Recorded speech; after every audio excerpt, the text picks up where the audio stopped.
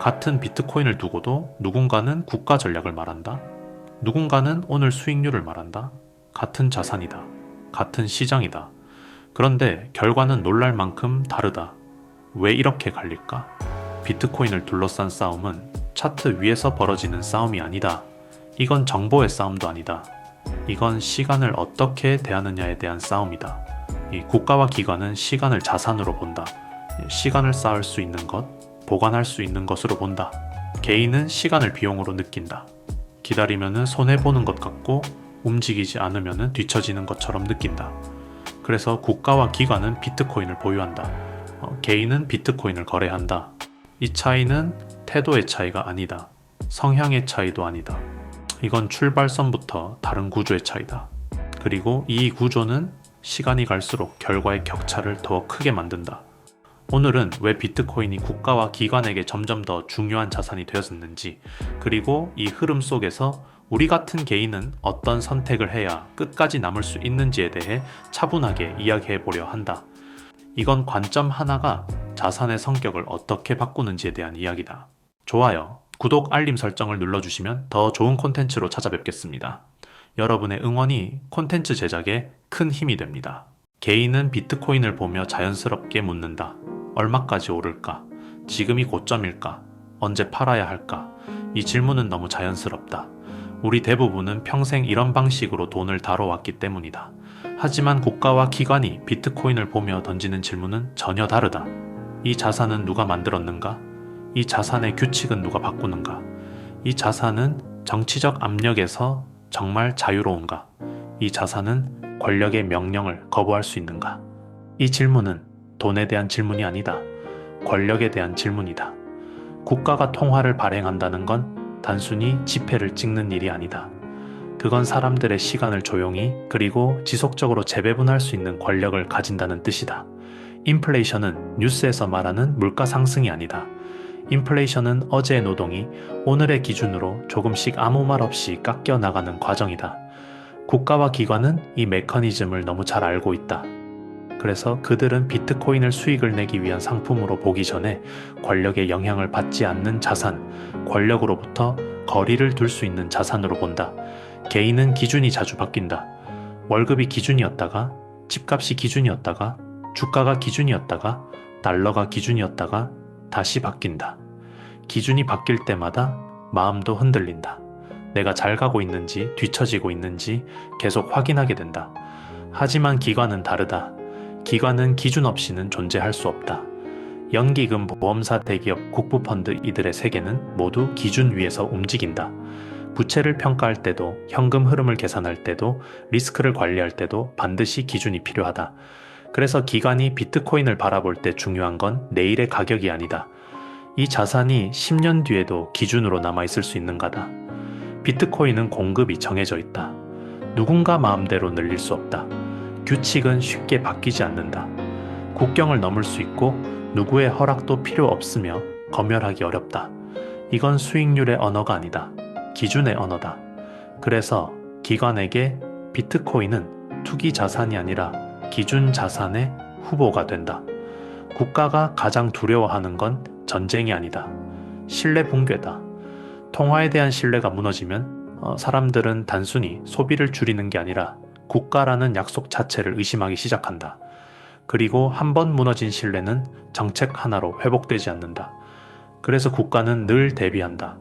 외환 보유고를 쌓고 금을 보유하고 동맹을 만들고 기축 통화와 연결을 유지한다.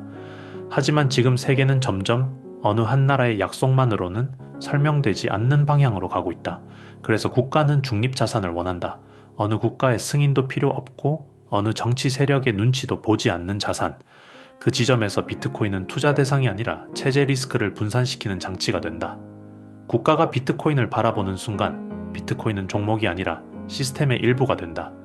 반면 개인은 비트코인 앞에서 가장 불리한 위치에 서 있다. 개인이 불리한 이유는 지식이 부족해서가 아니다. 대부분의 개인은 충분히 성실하다. 공부도 한다. 뉴스도 본다. 차트도 본다. 그런데도 같은 실수를 반복한다. 이유는 하나다. 개인의 전장은 지식의 전장이 아니라 심리의 전장이기 때문이다. 단타를 시작하는 순간 자산과 감정이 하나로 묶인다. 오르면 내 판단이 옳았던 것 같고 내리면 내 선택이 틀린 것 같고 횡보하면 시간을 낭비하고 있다는 불안이 올라온다. 이 순간 사람은 시장을 상대하지 않는다. 자기 마음을 상대한다. 그리고 대부분은 그 싸움에서 진다. 비트코인의 구조 자체도 단타에 불리하다. 상승은 항상 짧다. 반대로 하락과 횡보는 압도적으로 길다. 이건 우연이 아니다. 비트코인의 상승은 공급이 잠긴 상태에서 유동성이 한쪽으로 몰릴 때만 발생한다. 하지만 이런 조건은 항상 존재하지 않는다. 대부분의 시간은 지루하고 애매하고 확신이 없다. 단타는 이 시간을 견디지 못한다. 그래서 개인은 움직이지 않아도 될 구간에서 계속 움직이고 가장 중요한 순간에 시장 밖에 서 있게 된다.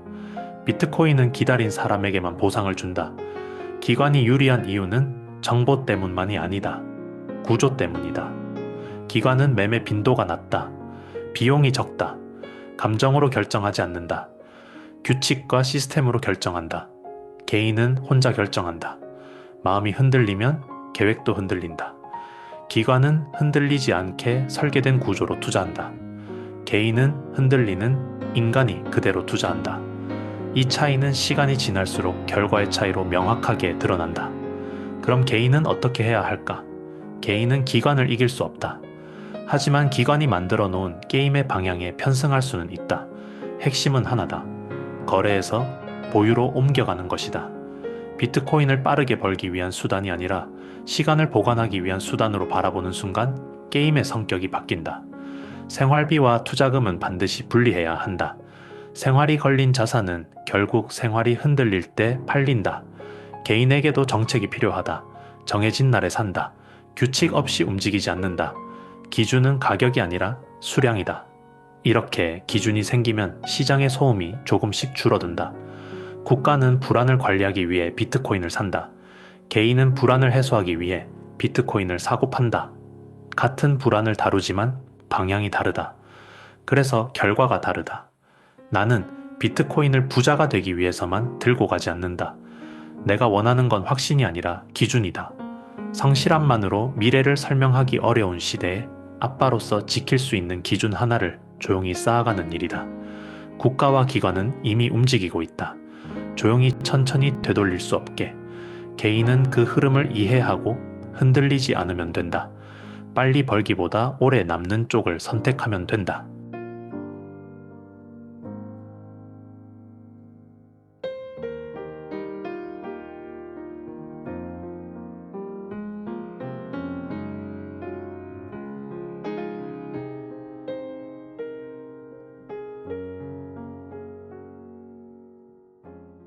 이 영상이 마음에 드셨다면 구독과 좋아요는 큰 힘이 됩니다.